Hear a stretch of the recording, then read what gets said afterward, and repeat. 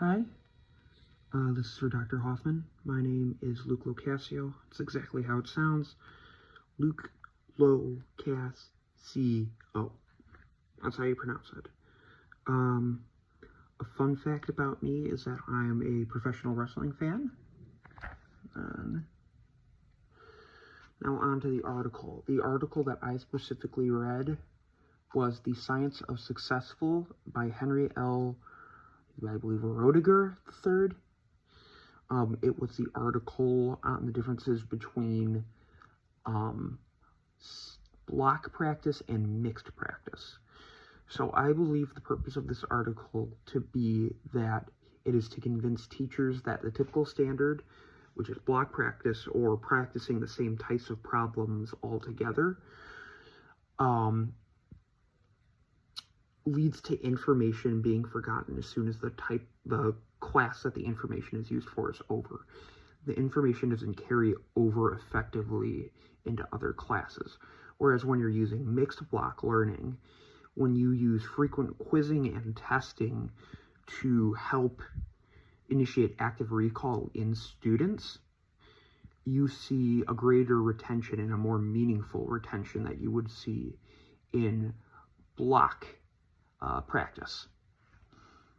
The specific context that Professor Roediger III has coming into this article is that block practice is the typical way that a lot of schools and teachers tend to run their classrooms, and it leads to those kinds of problems. It leads to information not really being retained beyond that class.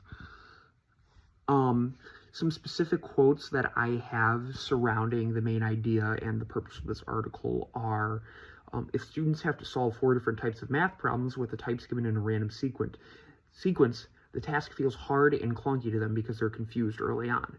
With mixed practice of examples, students have to figure out what kind of problem they're facing, then remember, or look up, the formula for it, and then solve the problem. Another quote is, in mixed practice, the challenging process of discovering how to identify a problem is already built in, via Rohr 2009. If students slow down, consider what type of problem is represented, and perhaps consult their teacher or textbook, they can often overcome the challenge. The learning that results is deeper, more durable, and more flexible. Just what we want our students to take away from our instruction. The last 2 quotes that I found really informational for this were, suppose students read a passage that they will be tested on a week later, just after reading it. One group of students is given a test. They're told to recall as much of the passage as they can. The other group is given a more passive strategy to simply reread the entire passage. This was a Roediger and Karpik study from 2006. Of course, the first group will not be able to recall everything, whereas the rereading group will be exposed to all the material. In terms of re-exposure, the students in the recall group are at a disadvantage. Active retrieval seems to, this is the last quote, active retrieval seems to help strengthen pathways that will aid later retrieval. It permits students to subsequently use information, which is what we hope they'll do outside the classroom.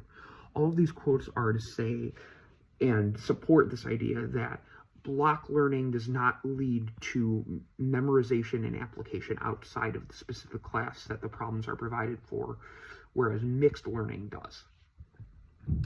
Now, I am a product of block learning. Throughout my entire student career, I was under block learning. So the specific problems that I would do them all in the same manner. I couldn't tell you how to do like a long division problem anymore. That information has long since left my brain. But I could, because I used active retrieval, I could tell you about the history of slavery in the United States and the varying popularity that it had up until it had been abolished during and after the Civil War.